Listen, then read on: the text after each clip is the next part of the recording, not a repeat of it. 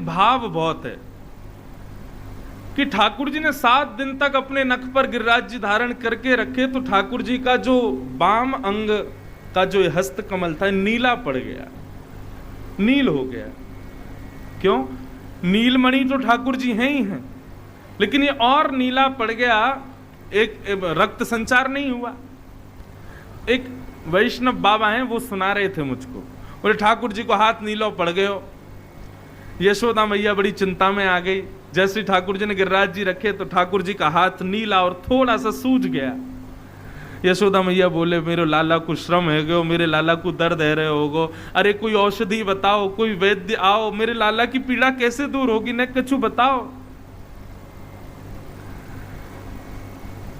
तब ठाकुर जी मैया की गोद में गए, मुस्कुरा के हुए बोले मैया इतनो चिंता काहे को कर रही है। बोले देख लाला तेरो हाथ कैसो है गयो, नीलो पड़ गयो, भारी है गयो है, सूज गयो है, या को कैसे ठीक करूं मैं। बोले मैया मुकु या की एक औषधि पता है। बोले कहा 7.5 वर्ष के हैं ठाकुर जी। कितने वर्ष के? 7.5। और 7.5 वर्ष के ठाकुर जी मैया से कह रहे हैं मैया तो एक काम कर, गिरिराज जी की कोई गुफा में चल के और मुकु अपनो पयोधर पवाए दे, मुकु अपनो दूध पिवा दे, तेरो दूध पी के मेरी पीड़ा दूर रह जाएगी। और 7.5 वर्ष के लाल जी को मैया गोवर्धन की कंदरा में लेके जाती है, अपने पयोधर पिलाती है। तब ठाकुर जी कहते हैं देख मैया मेरा हाथ ठीक है गयो।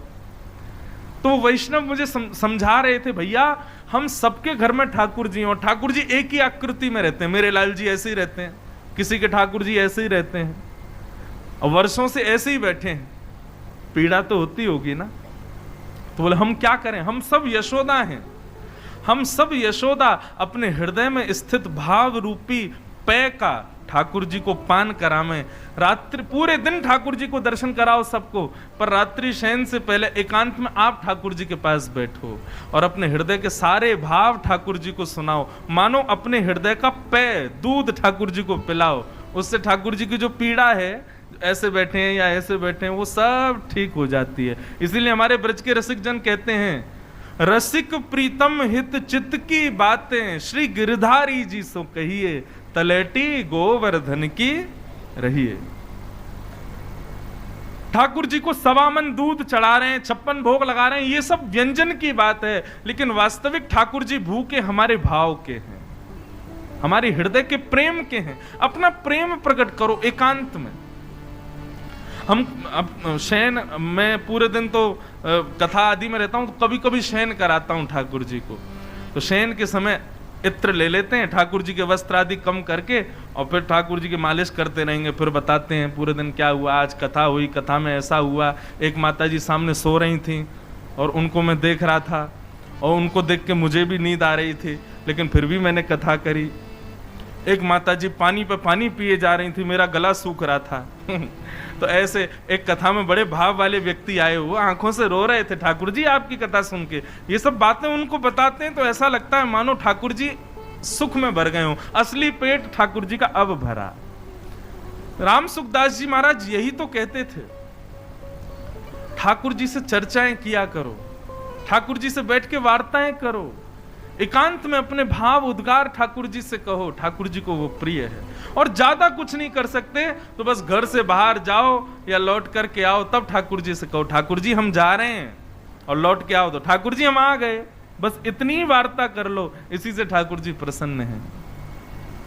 अपने सब भाव अपने ठाकुर जी से कहो। एक ना एक दिन ऐसा आएगा बंधुओं, ठाकुर जी प्रति उत्तर दिया करेंगे। ठाकुर जी अपने भाव आपसे कहेंगे, और वो भाव कहेंगे स्वर में सुनाई दे ऐसा जरूरी नहीं है। आपके अंदर ही भाव उत्पन्न होने लगेगा कि ठाकुर जी ये आज्ञा दे रहे हैं, और वही सत्य है। रसिक प्रीतम हित चित्त की बातें श्री गिरधारी जी सो कहिए, तलेटी श्री गोवर्धन की रही। अभी हमारा 4 दिन की एक कथा है उदयपुर में, वहां पे पूरे 4 दिन गिरिराज रसामृत श्री गोवर्धन नाथ जी का ही चरित्र है 4 दिन तक। सितंबर में है शायद 4 दिन श्री गिरिराज रसामृत। तो वहां पे ये सब चर्चाएं और विस्तार से होंगी, नहीं तो गिरिराज जी के तो भाव इतने सारे हैं, इतने सारे हैं। सबको प्रणाम करते हैं, आगे कथा में चलते हैं। आज विवाह करना है ठाकुर जी का। हमारी ब्याह में ज्यादा रुचि नहीं है, लाल जी का ब्याह हो तो हमको ज्यादा सुख मिलता नहीं है। हम तो ठाकुर जी को ब्रज में रहे, वही में आनंद आवे। अगर हमसे कोई कहे महाराज जी खुली छूट है कथा करो, तो हम ठाकुर जी का कोई ब्याह होने ही नहीं दें। लाला तुम तो ब्रज में ही रहो, हे कन्हैया तुम ब्रज में ही विराजो, बस यहां से मत जाओ। लेकिन अब कथा का क्रम है, इतने सब सज गए सामग्री और सब सज धज के बैठे हैं। आज तो गहने दिख रहे हैं सबके।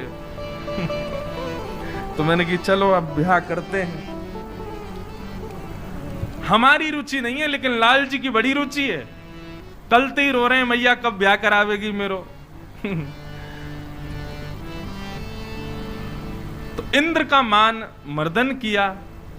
देखो श्रीनाथ जी के 3 नाम हैं, बहुत ध्यान से सुनना। श्रीनाथ जी ऐसे खड़े हैं और एक नाग आपको दिखता होगा, वो नाग ऐसे करके नीचे से ऊपर जाता है। 3 रूप एक साथ विद्यमान है श्रीनाथ जी में, गोवर्धन नाथ में। देव दमन, नाग दमन और इंद्र दमन, 3 ठाकुर जी। देव दमन यानी कि ब्रह्मा का मोह नष्ट किया। नाग दमन यानी कि कालिया नाग पर नृत्य किया, इसलिए नाग जाता है ठाकुर जी के अंग से। और इंद्र दमन मतलब गिरिराज जी धारण करके ठाकुर जी ने इंद्र दमन किया। ये जो ऐसे मुट्ठी बांध करके बैठे हैं ना, ये मुट्ठी ब्रह्मा के लिए है। ब्रह्मा तेरा पूरा ब्रह्मांड मेरी मुट्ठी में है। और देख यहाँ जेठ में मैंने अपनी कमर पे बांध रखा है। जब मन चाहेगा। एक बार ठाकुर जी ने मुंदरी चुरा ली थी राधा रानी की, तो सब सखियां बोले लाला तेरे फेंट में मुंदरी रखी है, फेंट खोल। तो ठाकुर जी बोले फेंट खोल दई ना तो सब ब्रह्मांड डामाडोल है जाएगा। मैंने पूरा ब्रह्मांड बांध रखो अपनी फेंट में। तो ठाकुर जी अपनी फेंट में ब्रह्मांड बांध के मानो अपनी मुट्ठी से ऐसे खड़े, एक भुजा ऊपर करके मानो ये इंद्र दमन, इंद्र का मान मर्दन कर रहे हैं। और यहां कंधे से एक नाग जा रहा है, इसका मतलब कालिया नाग का मर्दन कर रहे हैं। ये 3 स्वरूप एक ही ठाकुर जी में, इंद्र दमन, देव दमन, नाग दमन। और एक और बात बताएं, ये जो श्रीनाथ जी है ना, ये यशोदा के हृदय के ठाकुर जी हैं। मैंने कथा सुनाई है पूर्व में भी, पर आज एक और कह करके फिर मैं आगे चलूं। जब भगवान ब्रज छोड़ करके चले गए, द्वारिका में निवास करने लगे, 16,108 ब्याह हो गए, भगवान के अनेक संतान हो गए, तब वर्णन आता है कि कुरुक्षेत्र में सूर्य ग्रहण के समय पर द्वारिका के लोग भी गए और ब्रज के लोग भी आए। तब यशोदा मैया भगवान से सैकड़ों वर्ष बाद मिलने आई। मेरी मैया आई है ये सुनकर के द्वारिकाधीश तुरंत मचल गए। यशोदा मैया को आंखों से कम दिखाई देता है, बहुत वृद्ध हो गई मैया। भगवान की आयु इस समय 100 से ऊपर की रही होगी जबकि ये घटना है, तो सोचो यशोदा मैया की कितनी रही होगी। द्वापर में लोगों की आयु ज्यादा होती थी ना, तो यशोदा मैया का हाथ पकड़ करके ठाकुर जी लाए और मैया से बोले, मैया देख सामने देख, ये सब तेरो ही परिवार है। मैया बोली, अरे जल्दी बता लाला तेरी बहू कौन सी है। ठाकुर जी बोले, कौन सी बहू तो मिलवाऊं। बोले लाला मैंने सुनिए तेने बड़े ब्याह किए। बोले हाँ मैया 16,108 हैं और बोले सब तेरी देन है। मैया बोली क्यों। बोले कार्तिक के महीना में यमुना में दीप दान करती, तो दीप डालते भाई कहती, हे यमुना मैया मेरे लाला को कोई की नजर ना लगे, हे यमुना मैया मेरे लाला खूब बलवान है जाए, हे यमुना मैया मेरो लाला खूब अच्छो है जाए, हे यमुना मैया मेरे लाला को खूब नाम है जाए, हे यमुना मैया मेरे लाला के बहुत सारे ब्याह है जाए।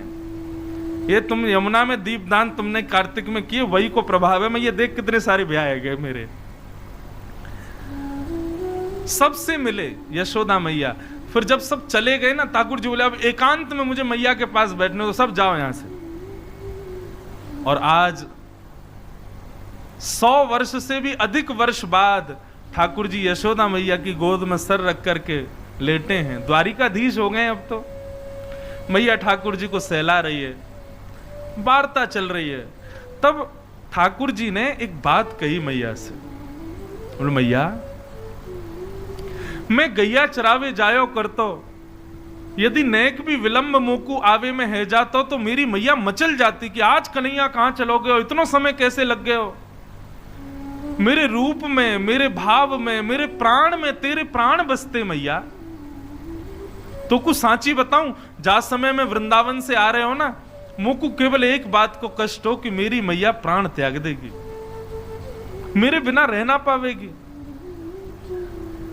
मैंने गोपीन को याद कियो, ग्वालन को याद कियो, गैयान को याद कियो, लेकिन मैं रोज सुध लेता हूं मेरी मैया ठीक है ना। लेकिन एक बात कहूं मैया। मैया बोली हाँ बता। बोले जब मुझ को ये बात पता चली ना कि मेरी मैया स्वस्थ है तो मुझ को सुख नहीं लगो। क्यों?